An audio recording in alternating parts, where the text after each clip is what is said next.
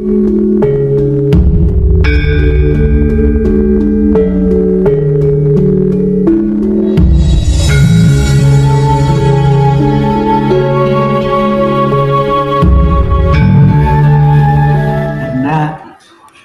ya, tapi ada yang oret-oret dulu. Biasanya oret-oret mereka itu setelah ada peristiwa baru ditulis gitulah. Sebenarnya kalau menurut hemat saya, ramalan yang Prabu Jayabaya yang tidak bisa digubah itu adalah garis besarnya ada di Ramayana dan Mahabharata, ya. Ramayana dan Mahabharata. Ketika Ramayana itu bangsa ini dikuasai oleh ratu atau kekuasaan yang sangat menindas. Kalau bahasa modern adalah imperialisme dan kapitalisme. Nah, oleh karena itu Dewi Sinta sebagai istrinya Prabu Rama digambarkan dicuri di Alengka. Dicuri di Alengka, di sana ditahan ya.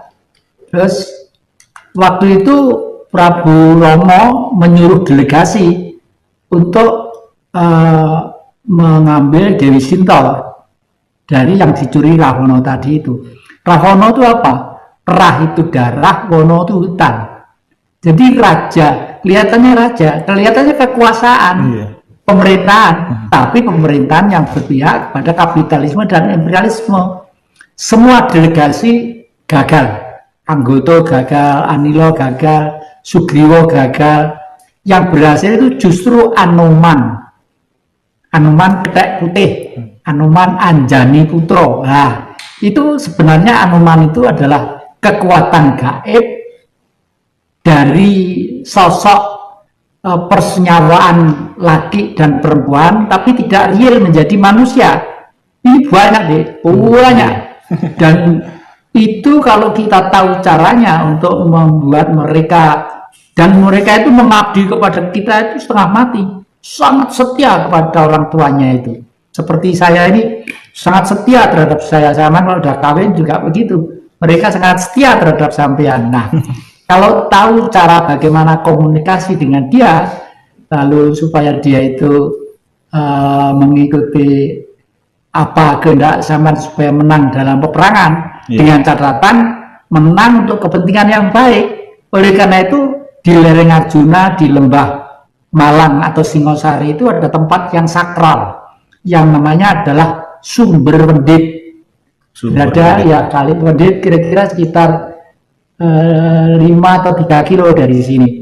Itu sumbernya besar. Disitulah tempat himpunan kera-kera, ketek-ketek. Dulu itu di Malang ada anak nakalmu, pancen keturunan Pendit itu dianggap keturunan ketek. Padahal kera itu suci. Digambarkan putih seperti Anoman itu. Kera itu punya sosial kesahabatan yang bagus sekali. Kalau ada temannya meninggal, itu dikubur bersama-sama. Dikubur bersama-sama, lalu ditimbun begitu. Setelah itu mereka itu beberapa hari ada di pohon-pohon di atas, melekan mungkin kalau sekarang mungkin kalau manusia apa tahlilan, ya. Di sana yang podo susah gitu seperti orang nangis melihat temannya tadi itu. Jadi sebenarnya Prah Pendit itu adalah prah manusia suci. Nah, ini ada di situ, ya. Di situ lalu dipelintir juga oleh penjajah pada waktu itu. Lalu ada di Ngujang, Pati Ketek, Ngujang Tulungagung.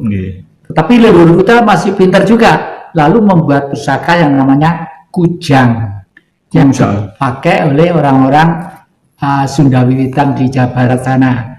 Kujang itu termasuk pusaka kuno yang menjadi andalan dan piandelnya para satria-satria di Jawa ini. Nah, ramalan yang Jayabaya itu yang ada di pagelaran wayang kulit, ya, bahwa nanti suatu saat di zaman lahirnya Parikesit adalah yang bisa mengetahui itu adalah Baladewa. Baladewa, Prabu Balarama atau Baladewa itu kakaknya Krishna, ya. Kenapa kok Baladewa? Bala itu konco, dewa itu gaib. Hanya manusia yang hidup di tengah-tengah dan bersama dengan gelombang gaiblah yang nanti bisa sempat melihat lahirnya latihan Ratu Adil, dan Ratu Adil itulah Satrio Piningit. Ya. Ratu Adil itu apa? Ratu Adil ini dibawa oleh Bung Karno sebagai ideologi negara yang namanya Pancasila. Masuk. Ya. Namanya Pancasila. Nah, terus Pancasila ini kenapa kok Bung Karno percaya betul bahwa Pancasila itu masuk disenangi orang sedunia? Karena orang sedunia itu sebenarnya sudah berpancasila, entah itu Amerika, entah itu Eropa, entah itu Cina, entah Afrika. Karena apa? Semua manusia itu mempunyai getaran sifat 5, mempunyai angan-angan, mempunyai pikiran, mempunyai tutur kata, mempunyai pribadi, dan mempunyai pergaulan.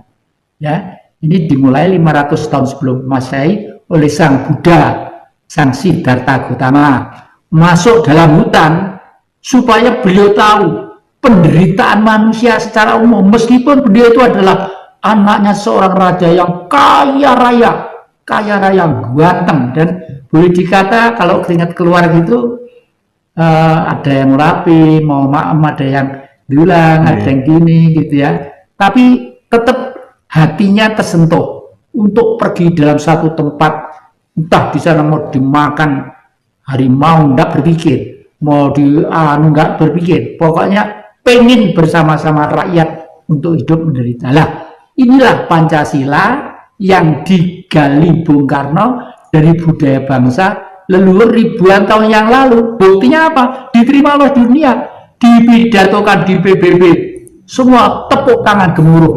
Ya, we have the five principle of Indonesia: belief of God, nationalism, humanity, demokrasi, dan social justice. Semua tepuk tangan gemuruh. Buktinya, bukti bahwa manusia dan negara seluruh dunia itu mempunyai kesamaan pikiran untuk menata kehidupan. Nah, ya, akan munculnya suatu keadaan yang mungkin tidak pernah terduga oleh manusia.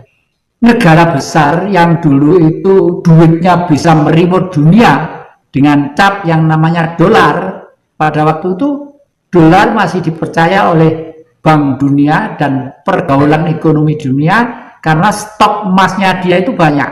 Tapi dia sekarang stok emasnya itu sudah habis, sudah habis. Oleh karena itu nilainya merosot juga. Nah, merosotnya dari kaum ekonomi yang kapitalistis akan menggeliat satu bentuk militer dan segala cara yang tidak terduga. Repotnya, kalau saya melihat viral-viral ya, mereka beranggapan kalau manusia di dunia itu hanya disisakan sekitar 25%, mungkin ekonomi itu akan stabil lagi. Tapi yang 75% mana harus mati, itu loh repotnya, harus mati. Matinya bagaimana? Ya dibunuh lewat bukan peperangan, tapi lewat sesuatu halal.